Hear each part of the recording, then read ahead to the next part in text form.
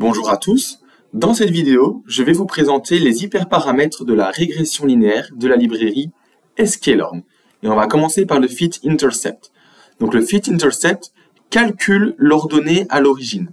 Donc par défaut, le paramètre est à true, ce qui veut dire que par défaut, on dit que notre droite aura une ordonnée à l'origine. Si par contre on le met à false, on aura une droite comme ceci qui passera par l'origine de l'axe, donc on n'aura pas calculé l'ordonnée à l'origine. Et donc si toutes les données en entrée de notre modèle ont une moyenne de 0, ou bien si on sait que le modèle doit passer par l'origine, alors on mettra l'intercept à false. Et évidemment, le fait de le mettre à false va réduire le temps de calcul et réduire le nombre de paramètres, mais ça peut biaiser les prédictions si les données ne sont pas centrées en 0. Ensuite, on a le copyX. Donc le copyX va copier toutes les données en entrée pour ne pas les écraser. Donc par défaut, on est à true, ce qui veut dire que les données en entrée sont copiées avant d'effectuer les calculs, et donc on ne modifie pas les données en entrée. Si par contre on le met à false, on peut modifier les valeurs de x, donc les valeurs des données en entrée, ce qui va par contre réduire la consommation de la mémoire et améliorer la performance, mais on ne peut pas garantir que les données vont rester intactes.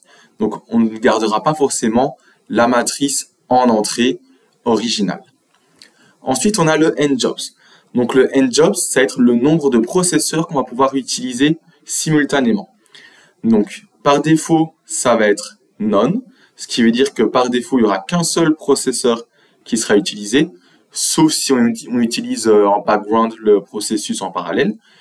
Sinon, on peut le mettre à -1, ce qui veut dire que là, on va utiliser tous les processeurs. Ou alors, on peut définir un autre chiffre, k, qui va utiliser k processeur.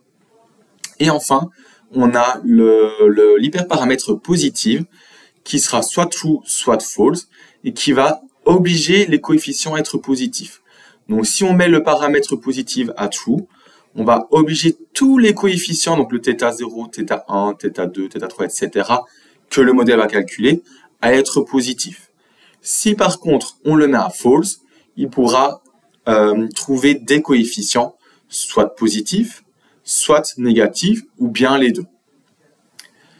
Alors, si on clique sur le lien ici, on va aller sur la datasheet, donc la page d'explication de la régression linéaire de sklearn.